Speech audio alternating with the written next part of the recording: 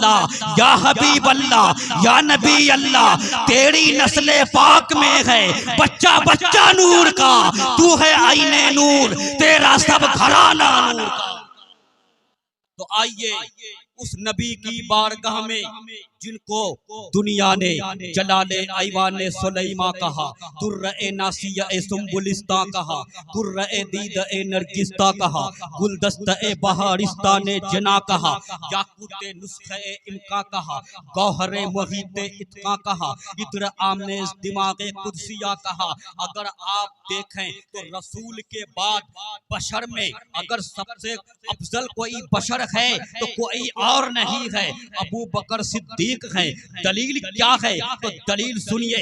जुमा की नमाज पढ़ते हैं, खुतबा पढ़ा जाता है, उसमें कहा जाता है अफजलुल बशर बादल अंबिया बित्तहकीक अबी बकर सिद्दीक, यानी बशर में नबियों के बाद सबसे अफजल बशर वो अफजलुल बशर अबू बकर सिद्दीक है। अब महफिल है, नबी सामने है, अबू बकर सिद्दीक आगे है, नबी मुखातिब है, अबू बकर मुखातब है। नबी ने फरमाया या अबा बकरिन लम यारिफनी हकीकतन गैरो रब्बी, ऐ अबू बकर मेरी हकीकत को मेरे रब के अलावा किसी ने नहीं पहचाना।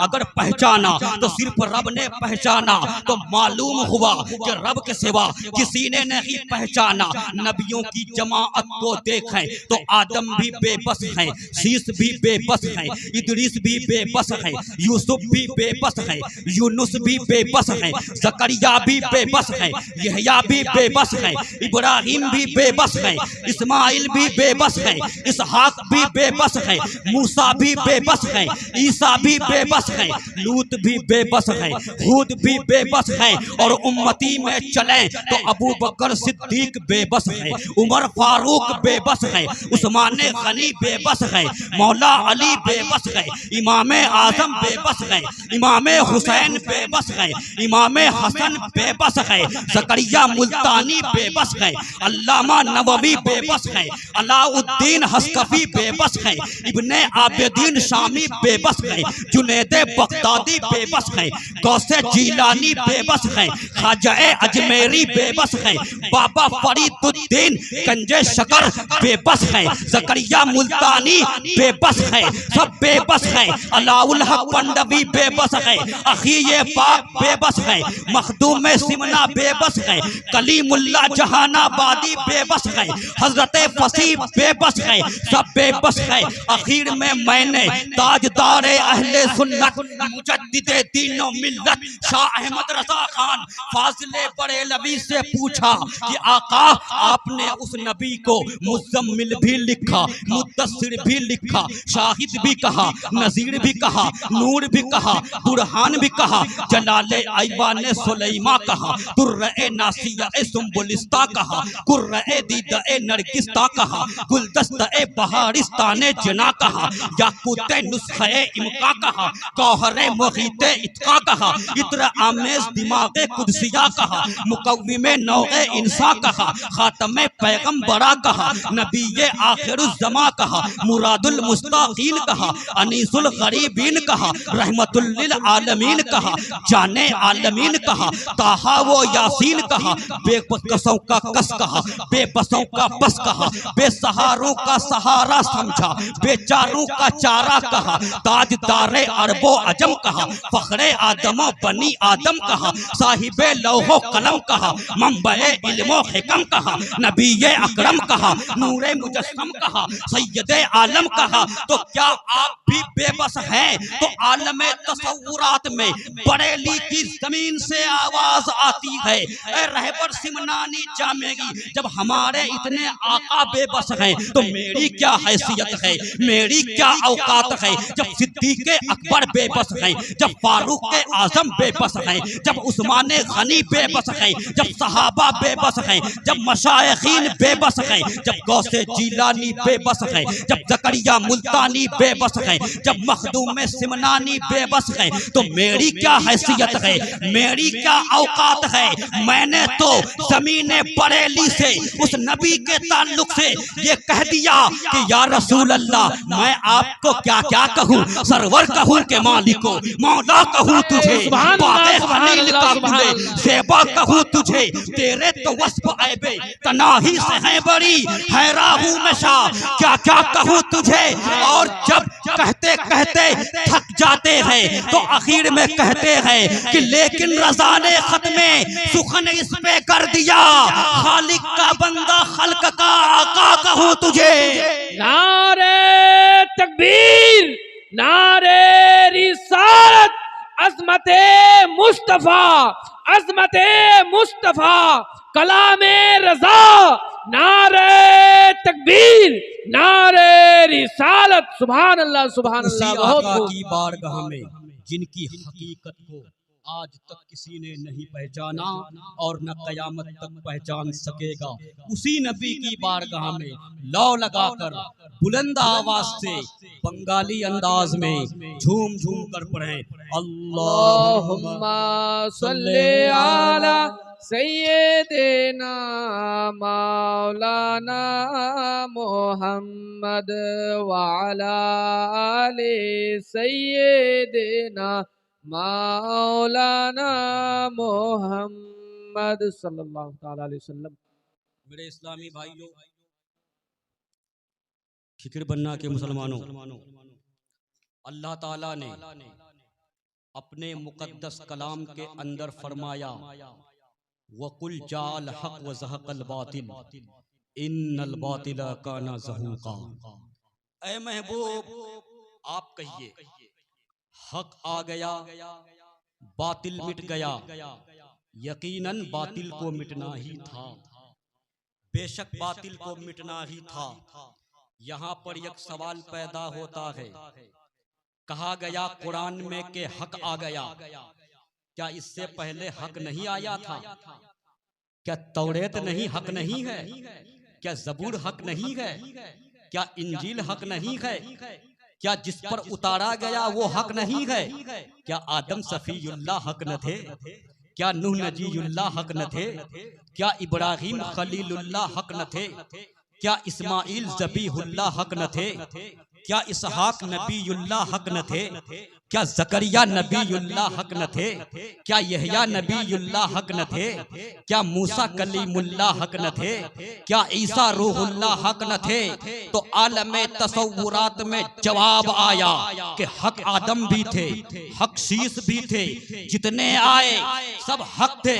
लेकिन जब कभी तूने हक को आदम सफीयुल्लाह की शक्ल में पहचाना, कभी तूने हक को नूह नजीयुल्लाह की शक्ल में पहचाना, कभी तूने हक को इब्राहिम खलीलुल्लाह की शक्ल में पहचाना, कभी तूने हक को इस्माइल ज़बीहुल्लाह की शक्ल में पहचाना, कभी तूने हक को मूसा कलीमुल्लाह की शक्ल में पहचाना, और कभी तूने हक को ईसा रूहुल्लाह की शक्ल में पहचाना। लेकिन जब मुल्के अरब की धरती पर अंधेरा ज्यादा छा गया, तारीकी ज्यादा फैल गई, बच्चियां जिंदा दफनाई जाने लगी, औरतें नंगी नचाई जाने लगी, 360 और 420 खुदाओं की इबादत की जाने लगी, इंसान फट्टू में बसेरा करने लगा, तो उन तमाम खुराफात को मिटाने के लिए अरब की धरती पर आमिना की गोद में एक हक आया था।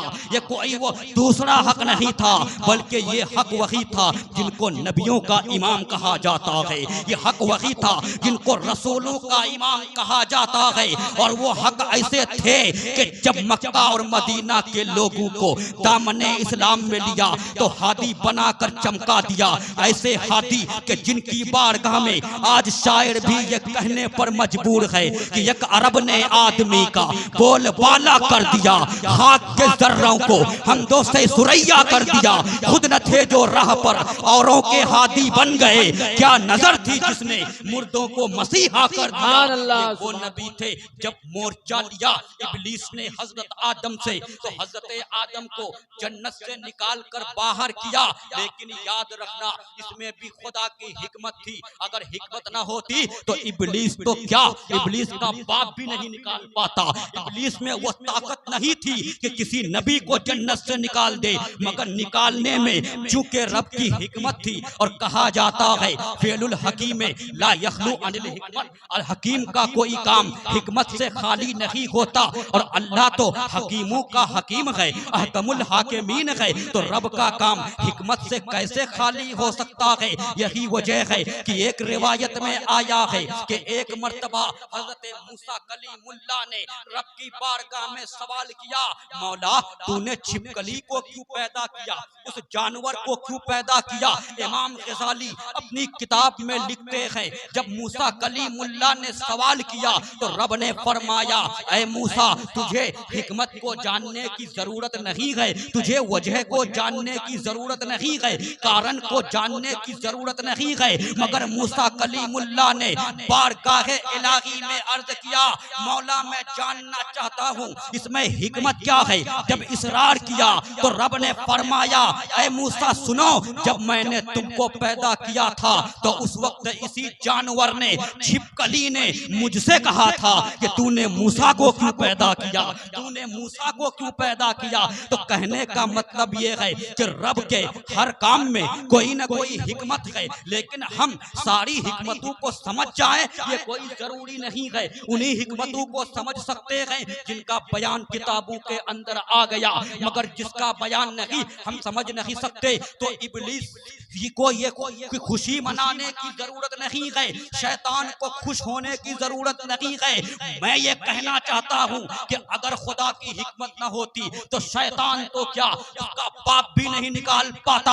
अगर शैतान की ये ताकत है कि हक को मिटा दे तो मैं तो ये कहूँगा कि पहले तो वो अपने नस्ब को संभाल कर रखे। उसी इब्लीस का एक परपोता था, उसी इब्लीस का परपोता जिसका नाम हम्मा था। कौन इब्लीस? जिस इब्लीस के बारे में गाज़ी मिल्लत सैयद हाशमी मियां अपनी तकरीरों में बराबर कहा करते हैं कि इतना सजदा किया, इतना सजदा किया कि अगर उसके सजदों को जमीन पर फैलाया जाए तो जमीन का कोई हिस्सा नहीं बचेगा। इतना सजदा किया, इतनी बड़ी इबादत, सजदे पे सजदा, और जन्नत में दाखिल होता था, जन्नत का दरवाजा उनके लिए खुला था। मैं गाज़ी मिल्लत के जुमले दे रहा हूँ, गौर से सुनिएगा। वो कहते हैं कि इब्लीस के लिए जन्नत का दरवाजा खुला था। अल्लाह जाने क्या करता था, अंदर जाता था, झूले पर बैठता था, झूला झूलता था। अब वो रब जाने कि कैसे बैठता था, पैर लटका के बैठता था या पलटी मार के बैठता था।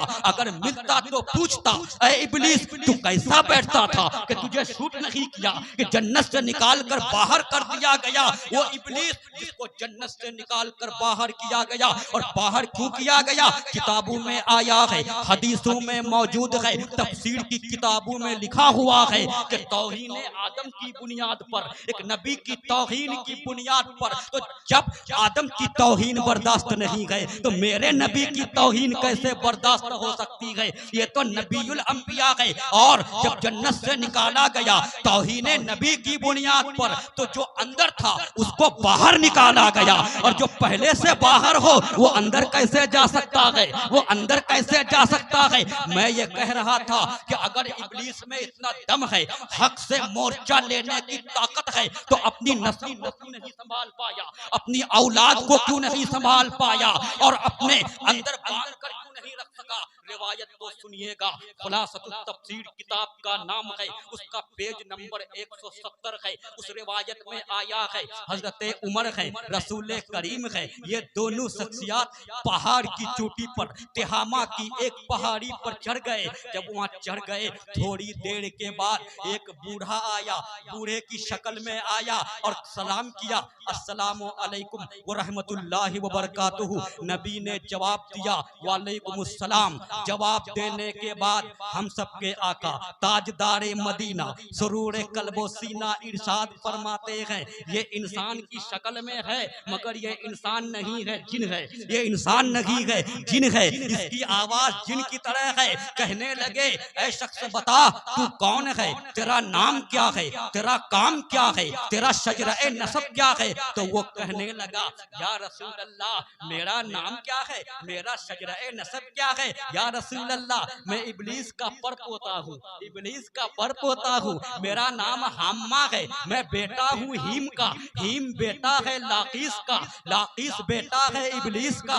या रसूल अल्लाह, इब्लीस से लाकीस पैदा, लाकीस से हीम पैदा, हीम से हम्मा यानी मैं पैदा। तो रसूल करीम ने फरमाया, ऐ हम्मा जरा ये बता तुम्हारी उम्र कितनी है, तू कितने बरस का है, तू कितने साल का है। तो कहने लगा, या रसूल अल्लाह, मुझे तो ये पता नहीं, दुनिया की जितनी उम्र है उतनी उम्र तो नहीं है, उससे कुछ कम है, मगर इतना याद है कि जब काबिल ने हाबिल को कत्ल किया था उस वक्त मैं कई बरस का बच्चा था, पहाड़ों में दौड़ता था, लोगों का गल्ला चोरी करता था, लोगों का अनाज चोरी करता था और भाई भाई में लड़वाता था, दिलों में वसवसे डालता था ताकि लोग आपस में बदसलूकी करें, ताकि आपस में लोग बदफेली करें। रसूल करीम ने सुनकर फरमाया, तब तो तुम बहुत बुरे हो, तब तो तुम बहुत खराब हो। तो उसने अर्ज किया, ऐ सैयदुल मुरसलीन, या सैयदुल मुरसलीन, इस लफ्ज को याद रखिएगा, या सैयदुल मुरसलीन, ऐ रसूलों के सरदार,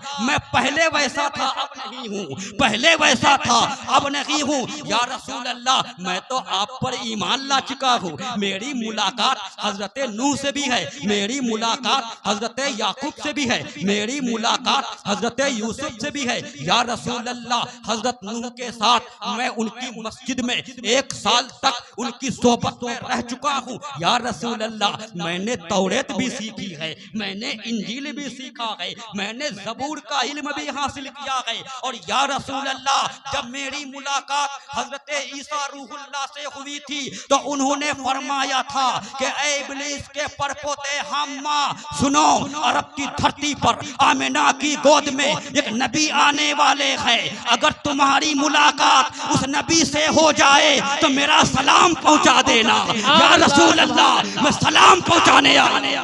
सुभान अल्लाह, सुभान अल्लाह, बहुत खूब, सुभान। जब सलाम पहुंचाने आया तो नबी ने सलाम का जवाब दिया। सलाम का मसला क्या है, आपको अगर कोई डायरेक्ट सलाम करे तो आप जवाब क्या देंगे, अस्सलामु अलैकुम, जवाब क्या देंगे, वालेकुम अस्सलाम। लेकिन अगर आपको कोई इनडायरेक्ट सलाम करे तो शामी में अल्लामा इब्ने आबिदीन शामी ने फिक़्ह की किताबों में ये लिखा हुआ है कि अगर सलाम इनडायरेक्ट हो, कोई अपने दामाद से कहा कि जा मेरी तरफ से मेरे समधी को सलाम कर देना, अपने अब्बा को सलाम कर देना। अब बेटा आया, बाप को आकर कहा, बाबा मेरे ससुर ने आपको सलाम किया है, तो बाप क्या जवाब देगा, क्या वालेकुम सलाम कहेगा? नहीं नहीं, बल्कि तरीका ये है कि उस वक्त वो कहेगा व अलैका व अलैहिस्सलाम, व अलैका व अलैहिस्सलाम। तो ईसा रूहुल्लाह का सलाम नबी तक पहुंचा और हम्मा के जरिए से पहुंचा। तो नबी ने जवाब दिया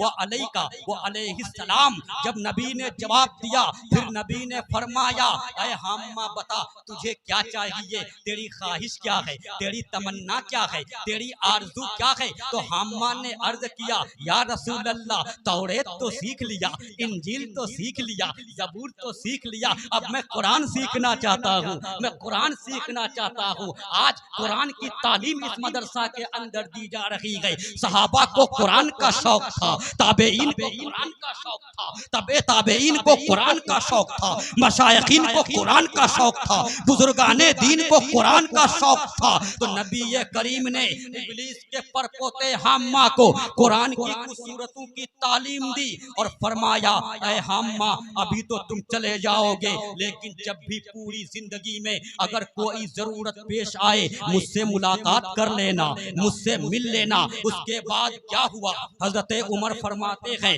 उसके बाद पूरी जिंदगी हुजूर अलैहिस्सलाम ने हम्मा का कोई जिक्र नहीं किया। अब मालूम नहीं कि उनका इंतकाल हो गया है या अब भी दुनिया में है, ये नहीं पता।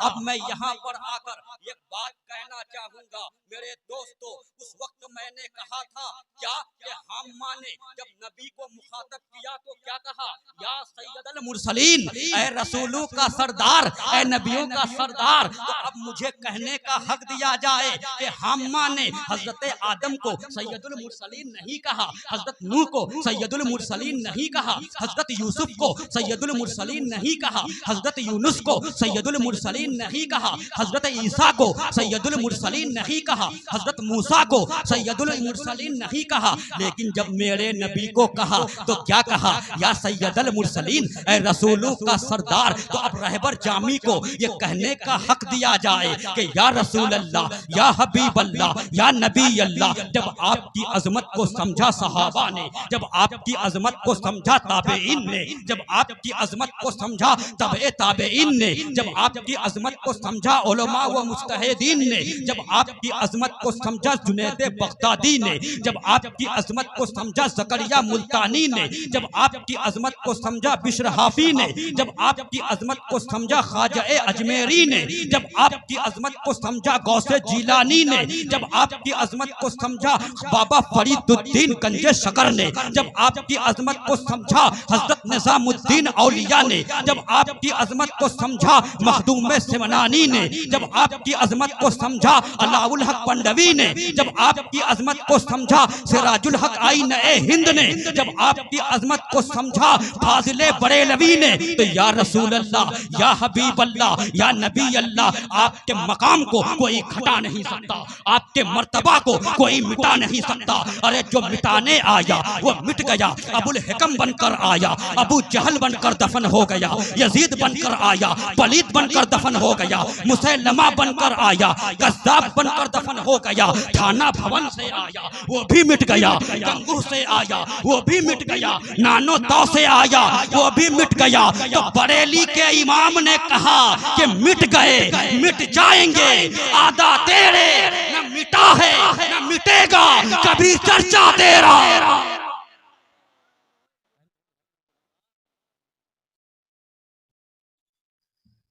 मेरे भाई मिट गए, मिट जाएंगे, आधा तेरे, न मिटा है न मिटेगा कभी चर्चा तेरा।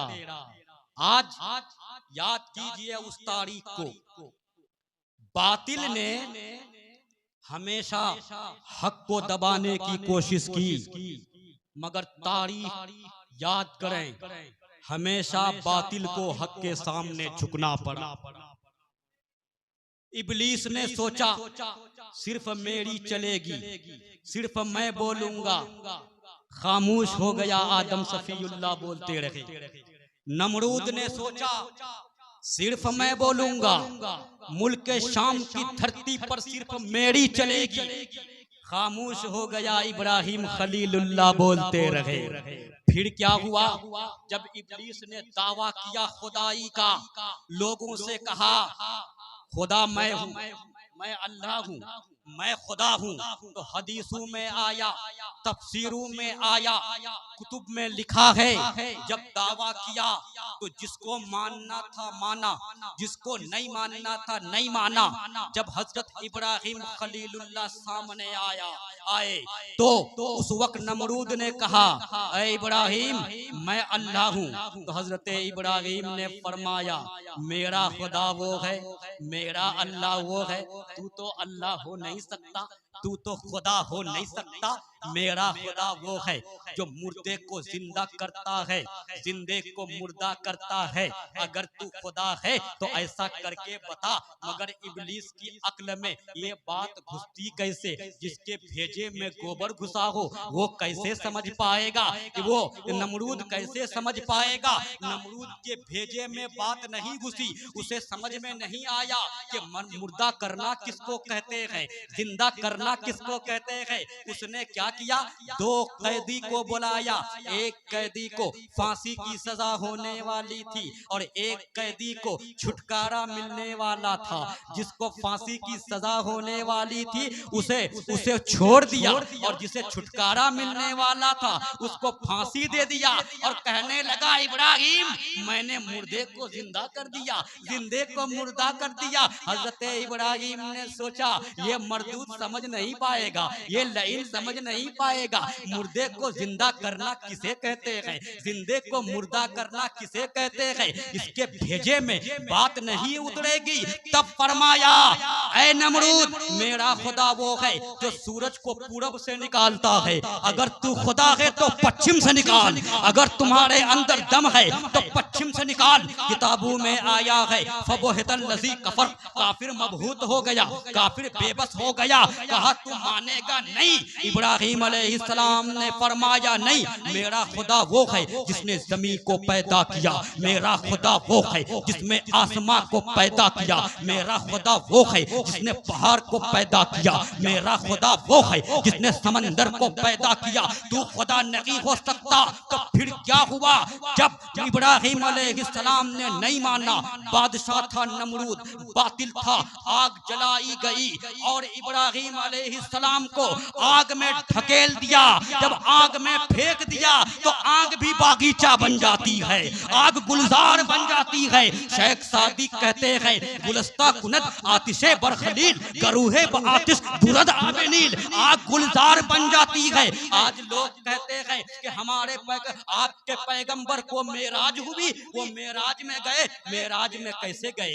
एक तबका है आसमान के नीचे, जमीन के ऊपर एक जगह है, एक तबका है जिसको तबका-ए ज़महरीरिया कहा जाता है। हिदायतुल हिकमत में है कि तबका-ए ज़महरीरिया में जो जाएगा वो जलकर राख हो जाएगा, वहाँ की आग उसे जला डालेगी। तो अब साइंसदा कहते हैं कि अगर मोहम्मद आसमान को चीरते हुए ऊपर गए तो तबका-ए ज़महरीरिया को कैसे पार किया? क्या जलाएगा नहीं? तो मैं कहूँगा, अरे जिनके गुलाम को हजरत इब्राहिम अगरचे नबी हैं मगर मेरे नबी के उम्मती हैं, मेरे नबी के उम्मती, और नबी को हदीसों के अंदर, तफसीरों के अंदर नबियों के नबी कहा गया है, नबीउल अंबिया कहा गया है, इमामुर रसूल है। जब वो इमामुर रसूल है, जब वो नबियों के नबी हैं, तारीख बताती है कि जब रसूल की सवारी मस्जिद अक्सा में पहुंची थी, वहां पर एक नमाज हुई थी। वो कौन सी नमाज थी? वो नमाज थी नमाज नफल, मानिए वो नमाज नफल थी। और वहाँ इमाम कौन थे?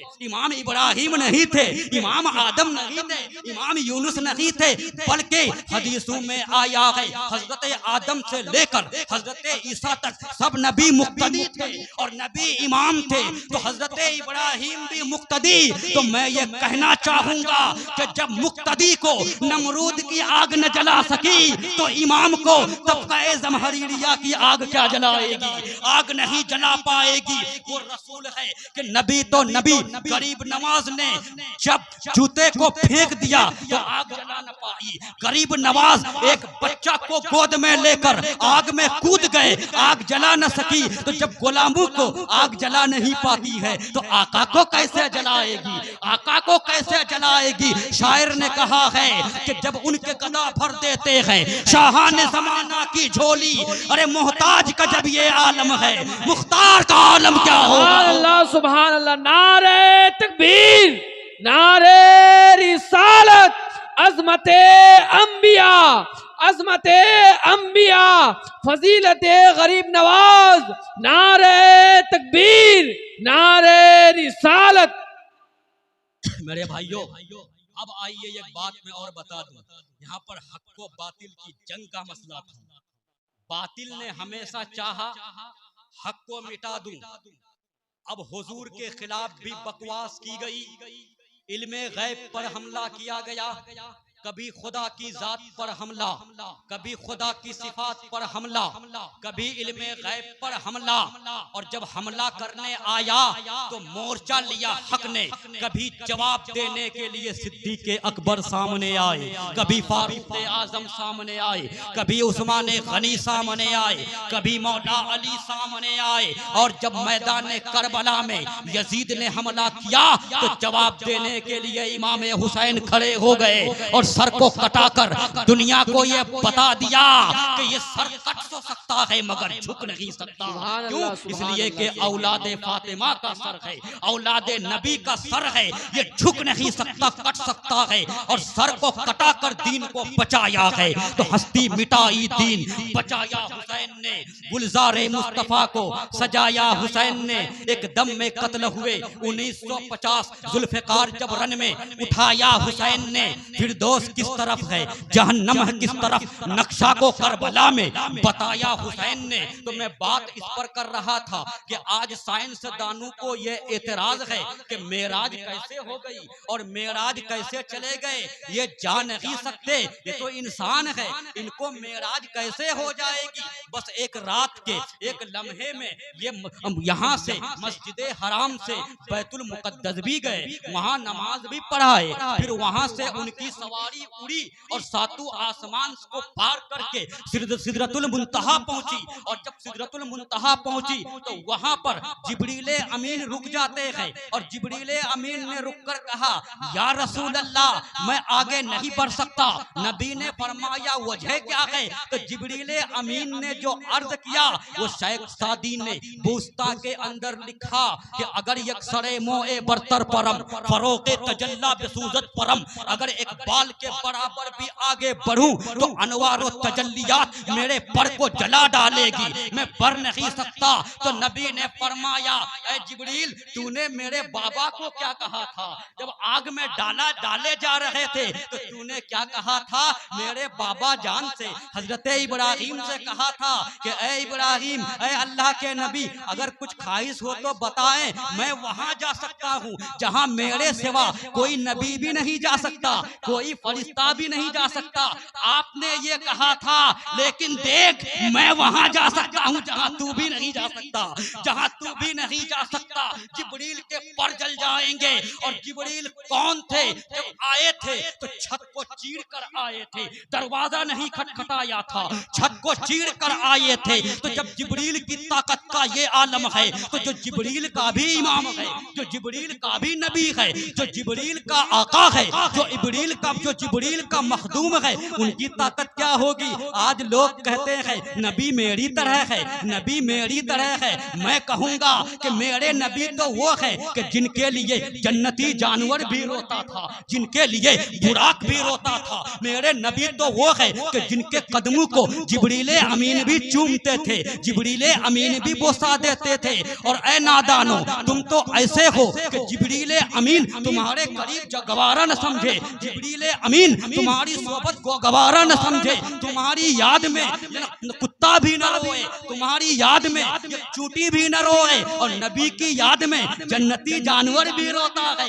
जिब्रील अमीन के मखदूम जिब्रील अमीन कदम चूमते हैं। तो जब तुम जिब्रील अमीन के बराबर नहीं हो सके तो नबी के बराबर कैसे हो गए, नहीं हो सकते। यही वजह है कि शेखुल इस्लाम वल मुस्लिमीन रईसुल मुहक्किकीन हजरत अल्लामा मदनी अशरफी जीलानी कछोछे की जमीन से दुनिया को ये पैगाम दिया कि बशर के भेष में लाकल बशर की बात करो, अरे खैर चाहो तो खैरुल बशर की बात करो। मेरे भाई मेराज गए, लोग कहते हैं मेराज कैसे जा सकते हैं, आसमान में दरवाजा नहीं है, दरवाजे को कैसे पार करेंगे। अरे मेराज एक मौजज़ा था, मेराज एक मौजज़ा था। इंसान की समझ में जो ना आए उसको कहते हैं ये आदत के खिलाफ हर के आदत जो काम हो, और नबी से हो तो मौजज़ा। वो नबी जो जमीन पर बैठे बैठे चांद को चीर दे, वो नबी जो सूरज को पलटवा दे, वो नबी जो इशारा करे तो दरख्त को बुला ले, वो नबी जो इशारा करे तो अबू जहल की मुट्ठी में कंकर को कलमा पढ़वा दे। वो मेराज क्यों नहीं जा सकते, वो लामका क्यों नहीं जा सकते, बिल्कुल जा सकते हैं। और दूसरी बात ये है कि रसूल को जाने के लिए यहाँ पर दरवाजे की भी जरूरत नहीं है, बगैर दरवाजे के इस पार से उस पार चले जाएंगे। ये रसूल की खुदाई ताकत है, उनकी रूहानियत है। और याद रखो ऐसा इंसानों, तुम कहते हो आसमान में दरवाजा नहीं है, लेकिन मैं कहता हूँ कि आसमान में दरवाजा है। इसलिए तो रमजान के बारे में ये कहा जाता है कि जब रमजान का महीना आता है तो आसमान के दरवाजे खोल दिए जाते हैं। पता चला कि दरवाजा है। और हुजूर ताजुल औलिया ने जो वहां पर यहाँ सादुल्लापुर में हुजूर ताजुल औलिया ने एक स्कूल कायम किया।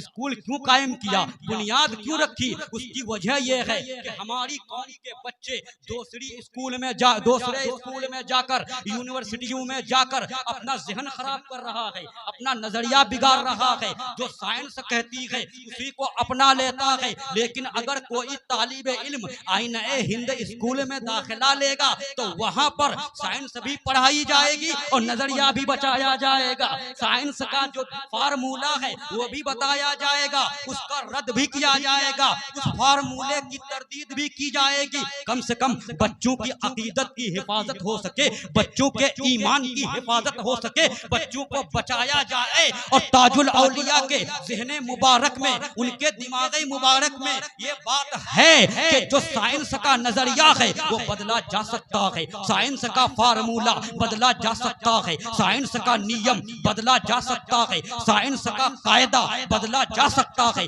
मगर इस्लाम के नियम को कोई बदल नहीं सकता, इस्लाम के फार्मूले को कोई मिटा नहीं सकता, इस्लाम के कानून को कोई मिटा नहीं सकता। फिर वही बात कि जो मिटाने आया वो मिट गया। अबुल हिकम बनकर आया, अबू जहल बनकर दफन हो गया, यजीद बनकर आया, पलीद बनकर दफन हो गया, मुसैलमा बनकर आया, कज़्ज़ाब बनकर दफन हो गया, थाना भवन से आया वो भी मिट गया, गंगू से आया वो भी मिट गया, नानो तौ से आया वो भी मिट गया।